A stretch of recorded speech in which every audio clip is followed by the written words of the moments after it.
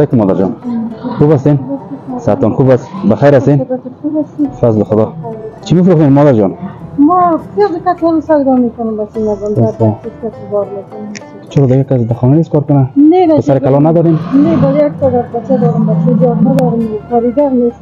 8 تا مال خدا سیاست دارم. شاورم 5 سال است خواهد کرده. مادر جان باز روزانه چقدر آید میکنین؟ چقدر کار میکنین؟ آید ما دیگه بچه مینمیست که دمی پاکت در پا 15 روپا میمونه که این روز بیخی که 20 روپا خانه رفته. مادر جان امروز ما براتون یک بازی انجام میکنیم. در ظرف ورقاس در کدام از یک چیز نوشته است. اینال نظر به طالتان هر چیزی که شما انتخاب کردین ما امروز باز به شما تقدیم میکنیم. درست است؟ مهربانی بسم الله گفته انتخاب کنین.